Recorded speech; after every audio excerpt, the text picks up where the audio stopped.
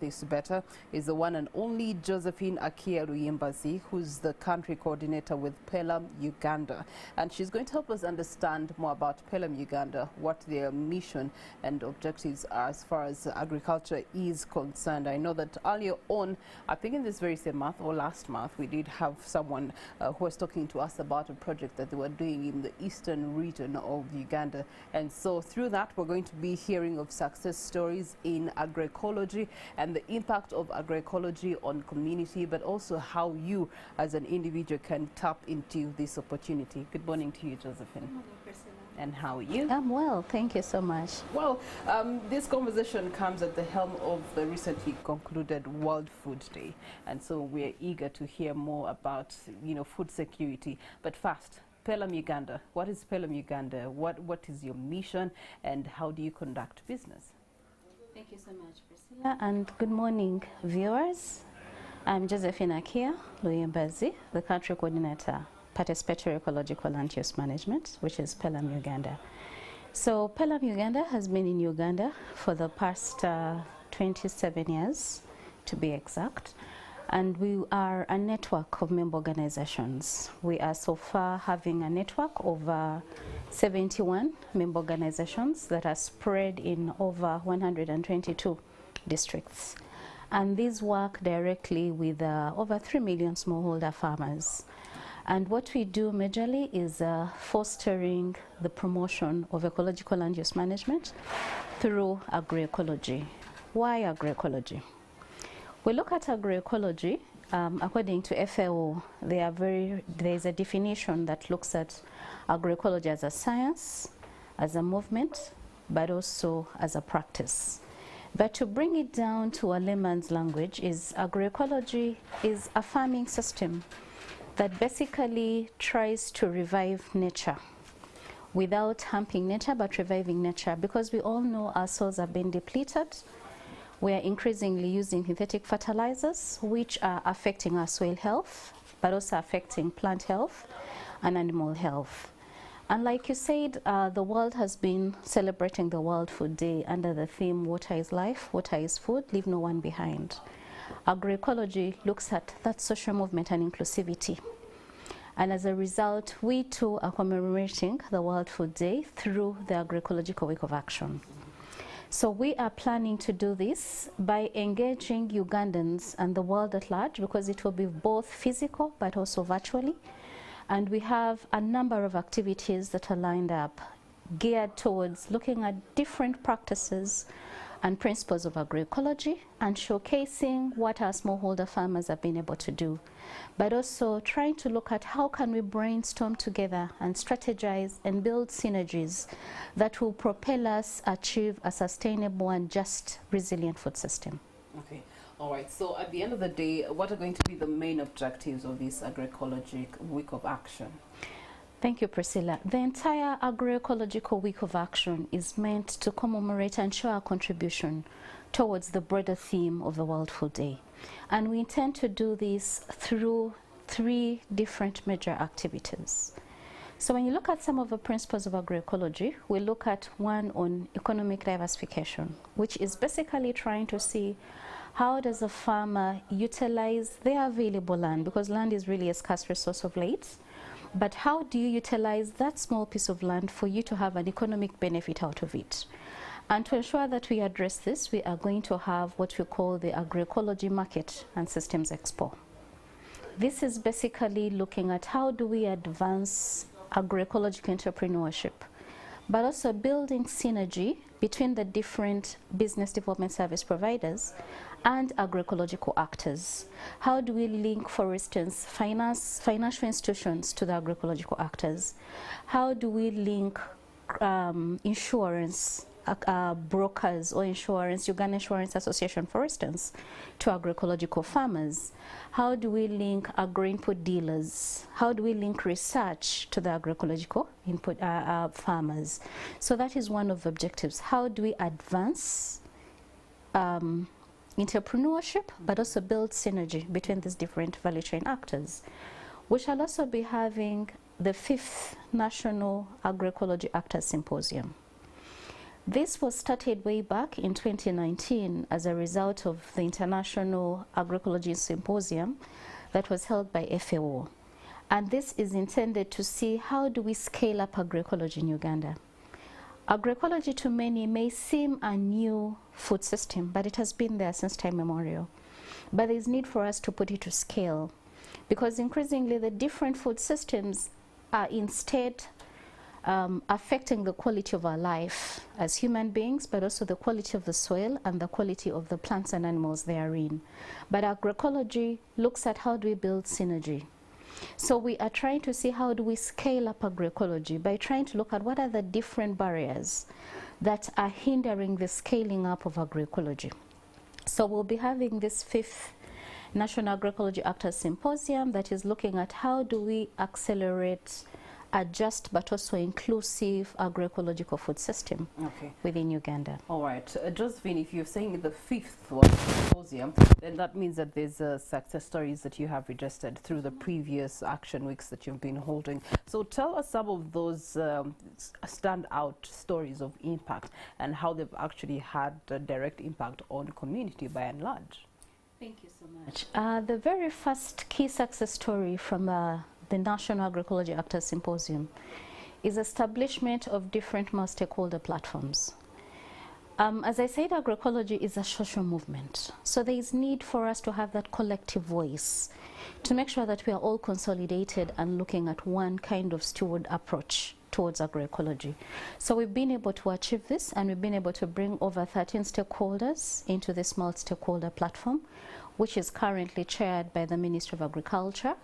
And we have different stakeholders as well. We have academia, we have media, we have research, we have private sector, we have development partners, and FAO is represented on this multi-stakeholder platform. We have the youth as well. The other key achievement is starting and putting that momentum on the development of the National Agroecology Strategy. We have a number of agriculture-related policies and acts, but all of them in a way are not clearly depicting agroecology. So through this process, we were able to convince the Ministry of Agriculture and Mall Industry and Fisheries that we need a standalone strategy to help us scale up agroecology, but also look at the different issues that hinder the growth of agroecology. For instance, access to finance, market development, issues of incentives towards the sector, research, input in terms of seed, but also available options to synthetic use of chemicals. So these have been majorly the successes. The other great success that we attribute to this is the growth and recognition of the sector at large. Right now, agroecology is not new anymore. People know much about agroecology and are trying as much as they can to adhere and adopt sustainable food systems. Right now, there is this increasing need for us to go back and eat our indigenous foods, free from chemical, because we know we have an increase in non-communicable diseases, but also COVID gave us the opportunity to go back and showed that we have to go back to resilient food systems. So agroecology is increasingly being recognized through the consumption of healthy foods and healthy diets among the communities at large, but also Uganda at large. Okay, all right. Now, of the key activities, you've mentioned the Expo, you've also mentioned the Symposium. Are there any other activities that will happen at the week of action? But also, how you know, the sector players and actors supposed to be part of this? Thank you. We have two other major activities. Today we're actually beginning with a press conference, a mega press conference, where we have invited both print and electronic media, but also social influencers to help us publicize this event as much as possible. And we'll be having this at Africana at 9 a.m. And then to close the event, we shall be having the 13th Indigenous Food and Traditional Seed Fair. That will be running on Thursday and Friday. And here we are calling on to the public to come and attest and see, but also test the Ugandan heritage. We'll be having different farmers coming from the different regions, showcasing their indigenous foods, but also preparing them and giving the population a taste of these indigenous foods. So those of us who do not know how chetumula looks like, balugu, I come from Teso, we have what we call ekobokobo. So if you've never seen that but you've heard about it, or you even don't know how it's prepared, please come to Africana. Okay.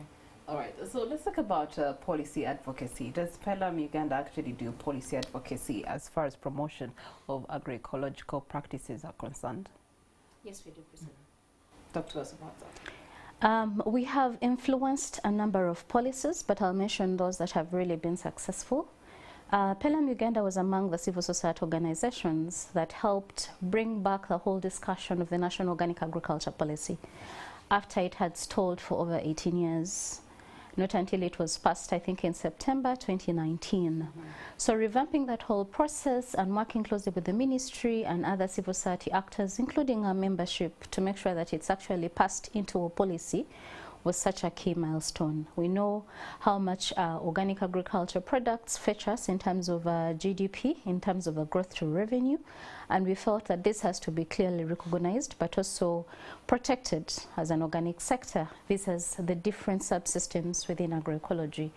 We've also been very instrumental in working on climate justice related policies, and one of those was the National Climate Change Act that was passed, I think, in 2021, May, around about that.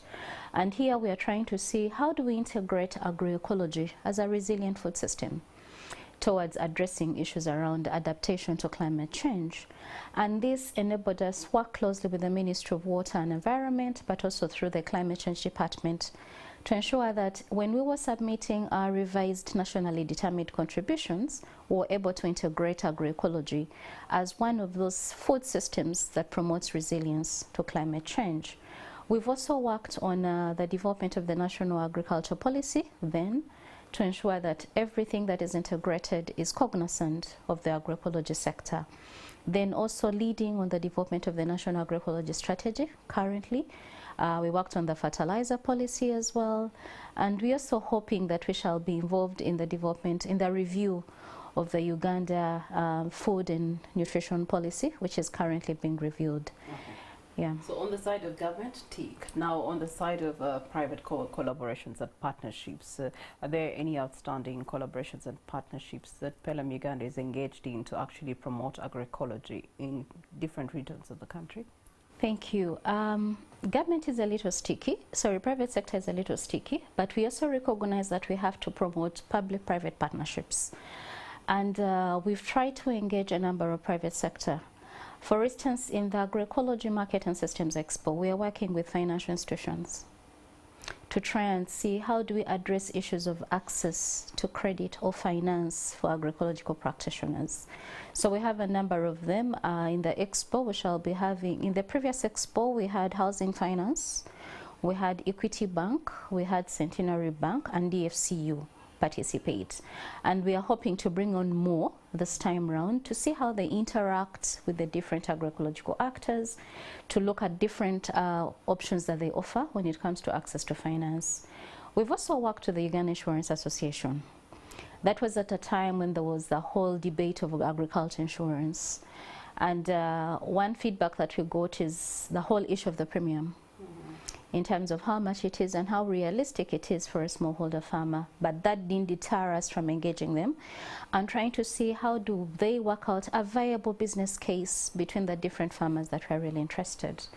Right now, we're also working with private sector in terms of exporters to see how do we link the exporters to the farmers directly so that we break that middleman kind of exploitation that happens in between. Okay. So we have interventions to see how we work with the different private sector that are exporting and trading in agroecological products to ensure that the farmer gets that fair premium price or niche that they need within agroecological products. Let's talk about long-term goals in actually promotion of agroecology across the bar and right to the smallest unit farmer. Yes. What is Pelham Uganda's long-term goals? Our long-term goal is to see that our communities are sustainably utilizing their natural resources. We know that this takes a concerted effort. It can't be done by Pelham alone, but we believe that the many of us that are interested in the sector, but also those that are listening to me right now, have a role to play. So we foresee that we want to revamp our ecosystems. We want to go back to the previous farming ways, but by adding value as well. How do we improve soil health, for instance? How do we build synergy? How do we create knowledge sustainably? In Uganda, we have a tendency of having very few people interested in agriculture, and the youth are running away because they don't find it lucrative. But there is need for us to harness all that indigenous knowledge and see that it's documented, and we can always refer to it and use it in the future generations. So we are looking at how do we also have quality seed in terms of seed security, because we know that seed is life, just like water, but seed is also life. So we are trying to see how do we ensure quality access to inputs when it comes to fertilizer, when it comes to quality seed planting material amongst the smallholder farmers. Okay, well, thank you so much, Josephine Luyimbazi, country coordinator with Pelham, Uganda. Of course, later on at 9 a.m. they'll be having a press conference to talk to us more in depth about the Agroecology Week of Action that is coming forth and how you ought to actually participate, because at the end of the day, the government is pushing for industrialization, the government is pushing for value addition, but it starts from the seed, it starts from the environment, it starts from our natural resources that we do have as a country and how to preserve them.